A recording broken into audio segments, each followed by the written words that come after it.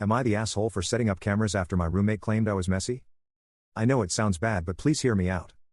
I, 27F, share an apartment with Sarah, 25F, who I met through my friend Kate last year. We both work crazy hours in healthcare, so we thought it would work out great. The first few months were fine, I guess. We weren't best friends or anything, but we got along okay. We actually bonded over how both our moms were super neat freaks growing up. She told me all these stories about how her mom would literally follow people around with a vacuum. Should have been a red flag maybe? Around December she started making these weird comments about cleanliness. Like she'd text me stuff about dishes in the sink when I know I didn't leave any. At first I just apologized thinking maybe I forgot something, but it kept happening more and more. She'd send me pictures of literally the smallest things, like one time she sent me a photo of a single hair on the bathroom counter, which BTW was my bathroom that she never even uses. Saying this was evidence of my poor hygiene habits. I try to keep things clean. I'm not a neat freak, but I'm definitely not a slob. My ex used to complain that I was too clean sometimes, lol. But Sarah acts like I'm living in absolute filth. She made this insane list of everything I supposedly do wrong. I think it was like 40-something items long. I lost the actual list, but some highlights were stuff like: frequently leaves bedroom door ajar creating visual clutter, fruit arrangement in kitchen is chaotic and stressful, uses too many paper towels when cleaning, breathes too loudly while doing dishes, shoes in entryway face different directions. Like what? Who even notices this stuff? I tried talking to her about it, but she just kept insisting I was the problem. She started taking photos of everything and threatening to show them to our landlord. She even started a shared photo album called Apartment Issues and would add pictures daily with timestamps. It was driving me insane because I knew I wasn't doing these things. The breaking point came last week when I got home from a 12-hour night shift. I'm a nurse in the ER, and found she had literally moved all my stuff from the kitchen cabinets into boxes because she said my organizational system was causing her anxiety. I lost it. I was exhausted, hungry, and just wanted to make some coffee, but couldn't even find my mug. When I confronted her, she started crying about how living with me was traumatic and she couldn't take it anymore. So yeah, I bought some cameras. Looking back, maybe I should have talked to the landlord first or something, but I was just so frustrated and needed to prove I wasn't crazy. I put them in the kitchen and living room. Nowhere creepy, I promise. Well, turns out Sarah's been straight up staging things. Like she'll deliberately leave crumbs around and then photograph them saying I did it. There's one video where she literally dumps her own dishes in the sink and then immediately texts me about my mess. I even caught her moving my shoes around in the entryway and then taking pictures of them as evidence. But the worst part? There's footage of her going through my mail. Like actually opening letters addressed to me, reading them, and putting them back. I had no idea this was happening. She even opened a package from my mom and then resealed it. When I showed her I had proof, she completely freaked out. Started screaming about privacy and saying she's going to sue me. She called Kate crying saying I'm some kind of stalker. Kate thinks I went way too far with the cameras and should have just worked it out like adults. My brother says I should press charges for the mail thing, but I'd if I want to make this even messier. Sarah's parents got involved somehow and now they're calling me constantly saying I'm harassing their daughter. They're threatening to go to the police about the cameras even though I already took them down. Her mom keeps texting me these long paragraphs about how I'm triggering Sarah's anxiety and need to move out immediately. Maybe the cameras were too much, but I was losing my mind with her constantly accusing me of things I wasn't doing. And now everyone's acting like I'm the crazy one for wanting proof? Like am I supposed to just let her keep lying about me and going through my stuff? Oh, and before anyone asks. Yes, the cameras were legal, I googled it. They were just in common areas. I only had them up for like 4 to 5 days. We're both on the lease until next summer. Yes, I still have the videos saved just in case. No, I can't afford to break the lease right now. The cameras weren't hidden, they were just regular security cameras on the counter/shelf. Edit, since people keep asking, no, Sarah never mentioned having any diagnosed OCD or anxiety disorders when we moved in together. She just said she liked things neat. And yes, I've started keeping important mail at work now. Edit 2, okay, wow, this got way more attention than I expected. Since people are asking, yeah, Sarah's still living here and it's super awkward. She keeps slamming doors and stuff, but whatever. I did email the landlord everything just to cover myself. Edit 3, to the people calling this fake, I wish lol. I can't show the videos for obvious reasons, but trust me, this is unfortunately very real. And yes, I've started documenting everything and backing up the footage in multiple places. So Reddit, AITA? Should I have just put up with her accusations instead of getting proof? Update 1, posted 2 weeks later, roommate camera situation got even weirder. Hey everyone. First, thanks for all the advice on my original post. A lot has happened and not really in a good way, so I figured I should update. Remember how I mentioned Sarah's parents were involved? Well, they showed up at our apartment last weekend unannounced. Like literally just started pounding on the door at 7 a.m. on Saturday. I was actually about to leave for work, weekend shifts suck, but they refused to leave until I talked to them. They spent 2 hours trying to convince me to sign some weird behavior contract they'd written up. It was absolutely insane, stuff like I had to send Sarah photos of any cleaning I did for verification, I wasn't allowed to have any guests over because it disturbed her peace, and I had to give them a spare key so they could do random cleanliness checks. When I refused to sign it, her dad started yelling about how I was destroying their little girl's mental health and threatened to call my workplace and tell them I was unstable. The whole time this was happening, Sarah was just sitting on the couch smirking at me. She'd apparently let them in before I woke up and they'd been waiting for me. I ended up being late to work because of this mess. But it gets worse. When I got home that night, I discovered Sarah had put labels on literally everything in the common areas. Like, sticky notes saying Sarah's shelf and Sarah's side of sink. She even put tape down the middle of the living room floor saying I'm not allowed to cross it. She says since I violated her privacy with the cameras, she gets to make new house rules. I tried calling our landlord, but apparently Sarah's parents had already contacted him claiming I was the problem tenant. They sent him all these crazy emails about how I was harassing Sarah and needed to be evicted. Thankfully I had already sent him the camera footage showing what was really going on, so he's not taking their side, but he basically told us to figure it out ourselves as long as we keep paying rent. Kate, mutual friend who introduced us, finally saw the videos and now feels terrible for not believing me. Turns out Sarah's been telling everyone this completely twisted version where I supposedly set up hidden cameras in her bedroom. Obviously that's not true, but some people actually believe her. I had to post on social media clarifying that the cameras were only in common areas for less than a week because rumors were getting out of control. The mail tampering thing has gotten even worse. I set up a P.O. box for my important stuff, but I caught her trying to follow me there. She then accused me of acting suspicious by getting a P.O. box. Make it make sense? I've been staying at my brother's place as much as possible, but I still have to come home sometimes because of my weird hospital schedule.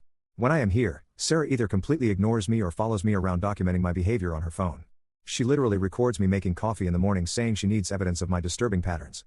I'm looking for a new place, but everything in my budget has crazy long waiting lists. My lease isn't up until June and breaking it would cost like 3 months rent, which I definitely can't afford right now. I've been picking up extra shifts trying to save up, but healthcare burnout is real and I'm exhausted. Oh, and the cherry on top? Sarah's mom somehow found my grandmother on Facebook and messaged her saying I was mentally unstable and needed an intervention. My grandma called me crying thinking I was having some kind of breakdown. It took forever to explain everything to her. So yeah. That's where things are at now. I'm sleeping with my bedroom door locked and basically living out of my car half the time.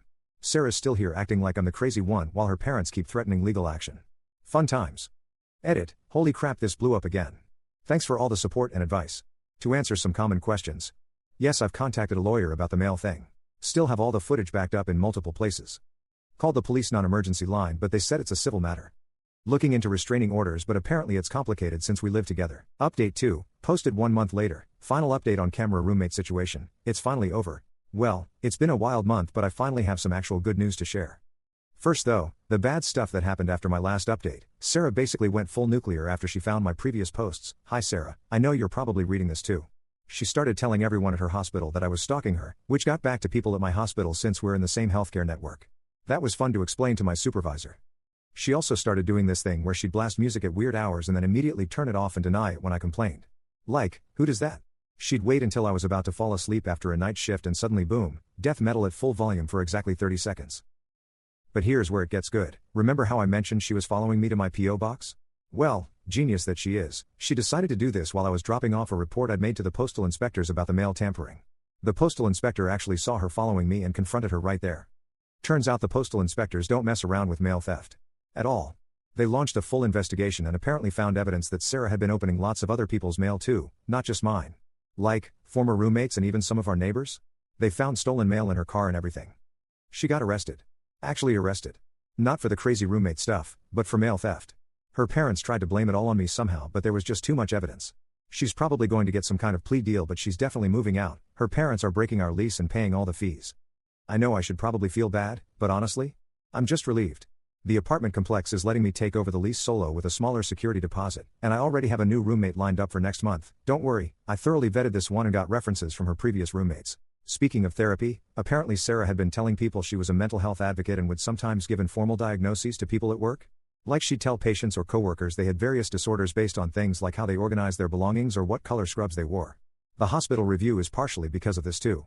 A nurse from her unit messaged me saying Sarah had made a whole presentation about identifying personality disorders through workspace organization and tried to get it approved for staff training. The wildest part about all this is that people are now coming out of the woodwork with stories about her.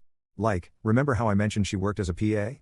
Well, apparently at her last job, she had this whole system where she'd take photos of her patients' belongings during exams and keep files on their organizational patterns. Someone found out and reported her, but her parents, who are apparently loaded and have connections, somehow managed to let her quietly resign instead of being fired. They covered it up so well that her new hospital had no idea. I actually got a really intense message from her college roommate who found my post. Apparently Sarah once called campus police because this roommate reorganized the fridge in a threatening manner.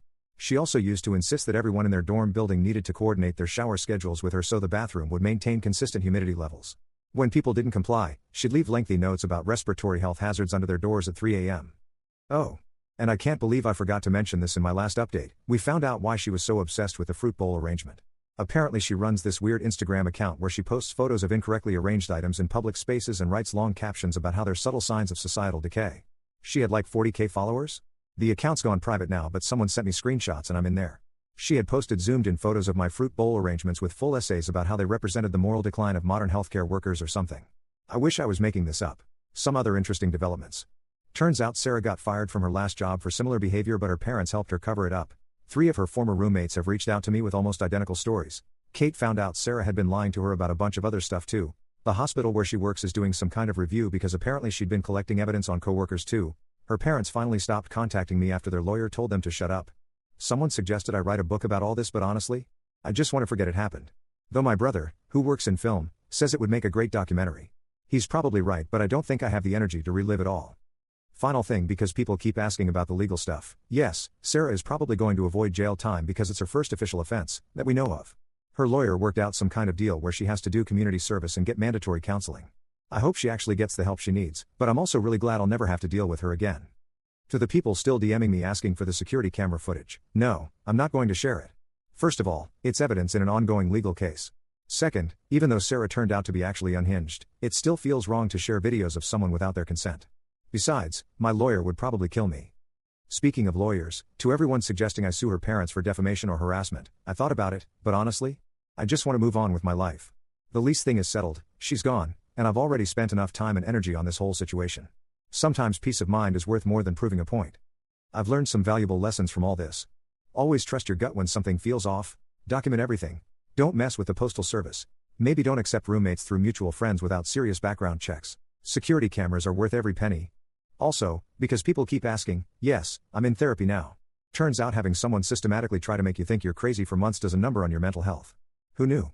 Final edit, I promise, since this post is probably going to be my last update ever on this situation, I just want to say thank you again to everyone who supported me through this absolute circus. Special shout out to the postal inspector who actually listened to me. My brother for letting me crash at his place so much. My new therapist who's helping me work through my new trust issues. The kitchen cabinet where I hid my first camera, you the real MVP. Everyone who shared their own crazy roommate stories, y'all made me feel less alone. That one person who suggested I start keeping a diary of events, it really helped with the investigation. My supervisor at work who had my back when Sarah tried to cause problems. The barista at my hospital cafe who always gave me extra shots of espresso during this mess. And honestly, even Kate, who eventually came around and helped me move my stuff. Life is slowly getting back to normal. My new roommate moves in next week, after passing the most thorough background check known to mankind, and I'm finally sleeping through the night again. I've learned way more about postal laws, tenant rights, and security cameras than I ever wanted to know, but hey, at least I got a wild story out of it. Oh, and one last thing, I finally replaced that fruit bowl. It's now permanently empty and I keep my fruit in the fridge. Some trauma just isn't worth revisiting.